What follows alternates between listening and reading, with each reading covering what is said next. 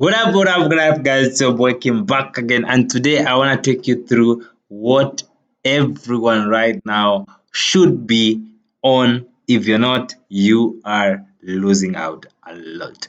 If you don't know what ChatGPT is, or you've had ChatGPT and you've not used it, or you know even how to use it, but you have not advanced to the level that you need to and become an expert prompt engineer, then you are losing, because prompt engineers is a new breed of careers that just sprout up with the advent with the rise of AI.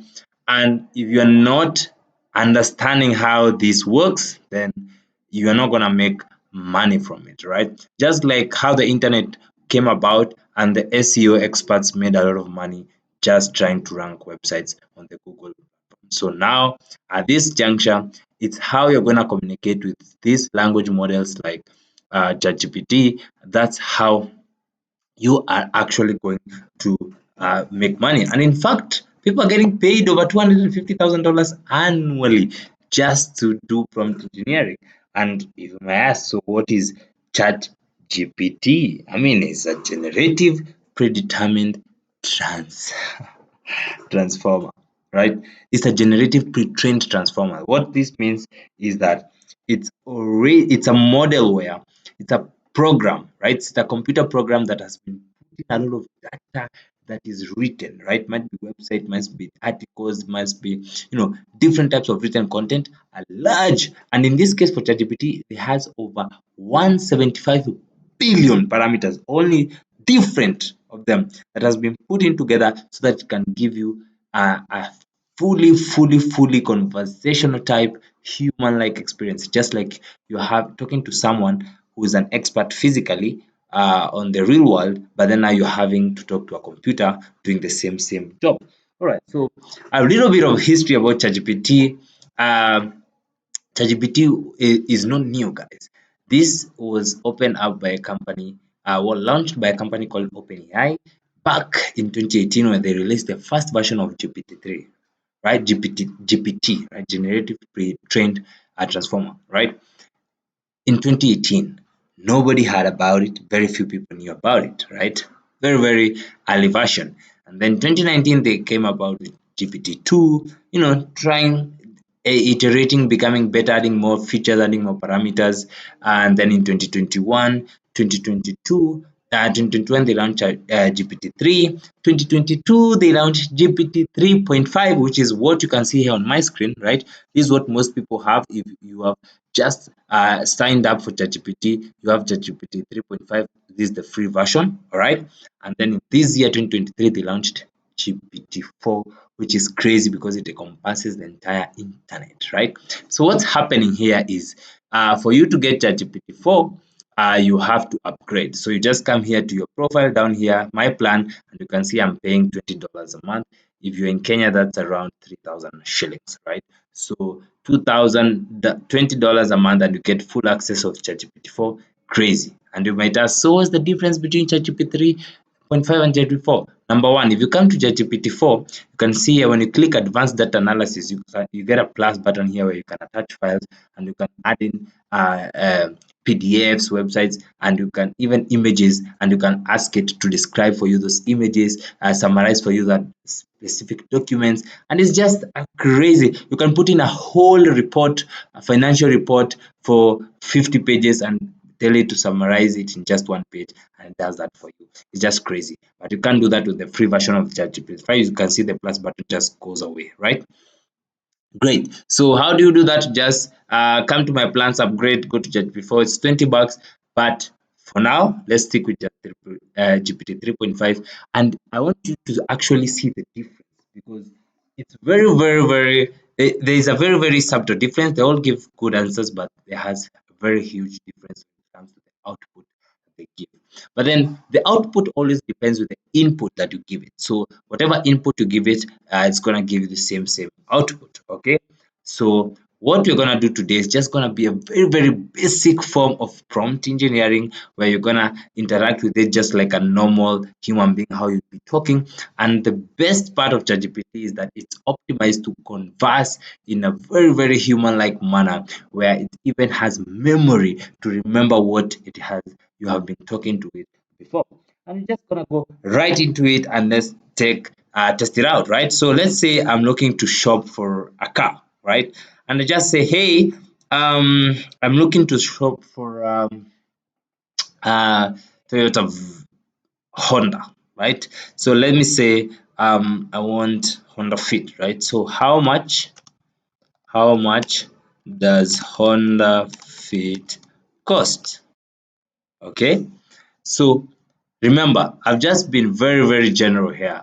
I'm asking Honda Fit. I've not specified the model, the year, the condition, everything.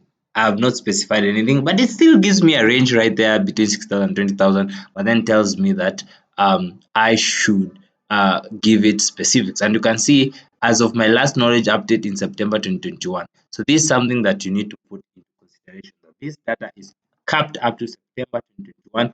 Data from October 2021 to date is not included in ChatGPT. I think that's what they're working towards now in ChatGPT 4 and probably in ChatGPT 5 when it comes out, because what's happening is that they are continuing to add different parameters and making sure that their data is up to date, right? So for now, it's up to September 2021. Anything above September 2021, it will not know. Okay, so let's continue now. We can have conversation and say, let's give it more specifics, right? Let's say and I don't have to now go back and say, hey, how much is Honda Fit? No. I can just say model 2021, brand new, um, located in Japan, 0 mileage, and I can say Honda Fit Sport. Okay. So as of my last knowledge, right, and I don't know why it keeps saying that. I don't like that. Brand new Honda, approximately 1.8 million yen to 2.3 million yen.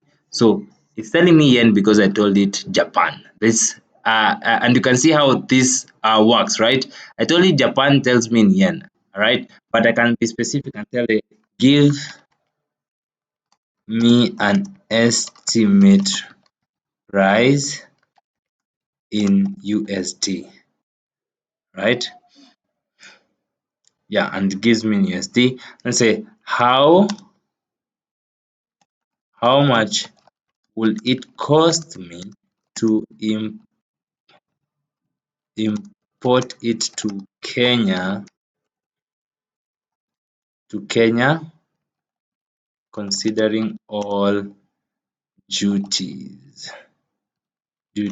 and taxes, and give me a total figure.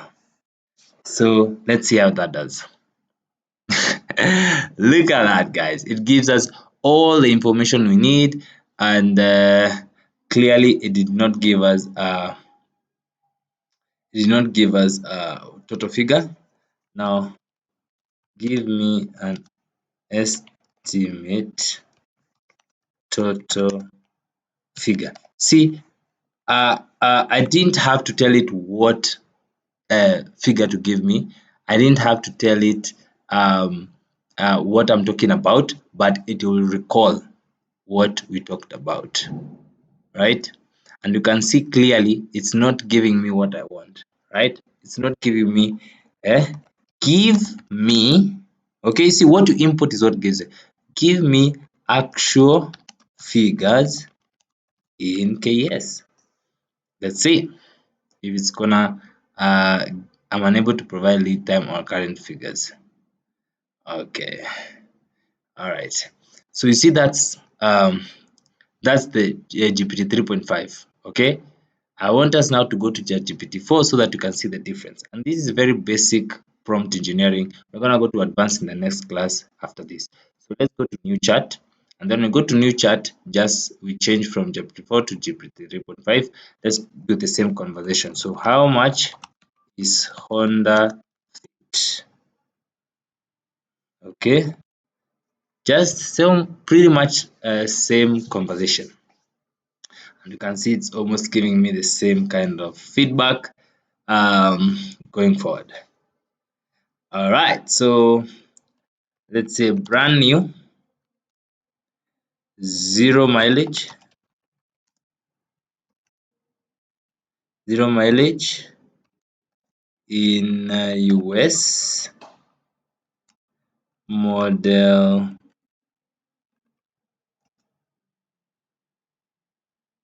Honda, it's sport, year 2021. Yeah, let's see what it does. Manufacturer suggested retail price. You see, it's even mentioning that that's this basically what is recommended out there. All right, so let's say how much would it cost me to import it to Kenya? Give me approximate figures in shillings. Which response do you prefer? Look at that. I'm telling you, this is what ChatGPT 4 is doing now. Okay? This is what ChatGPT 4 is doing. It's even asking me which one do I prefer. Uh-huh. See? See? Holy smokes. Okay? Mm-hmm. Look, which one do you prefer? Rough estimate of? So can you see the difference between ChatGPT 3.5 and 3.4? And of course, I want this is what I prefer, right? Because it's giving me all the details that I need and even giving me calculating that in shillings and giving me the rough estimates. So you see now the difference between this and where is the other one? Oh, sorry. Yeah, it should be saving. It always saves right there. Or if you want to come back to what you did, just come here. This is the previous one. Yes, so you see, this is the one that we did on ChatGPT 3.5. You can see the responses, and you're pretty much asking it the same questions, right? And you can see the responses. It actually even told us it's unable to provide lead time data. And then when we went to ChatGPT 4, right? Pretty much same questions, but then look at what it gave us. Amazing figures, and this is just the basic part of things, guys. You can do way much more with ChatGPT 4. In fact, we're gonna be doing that in the next course, showing you how to can even summarize documents, how you can create very nice professional documents with ChatGPT 4. Make sure you tune in, subscribe, and hit that notification bell, and make sure, guys, that you follow through, because you have to understand how this can start making you money. So hit that through this first episode in this series of ChatGPT. Make sure you don't miss a bit. Cheers, guys. Peace out.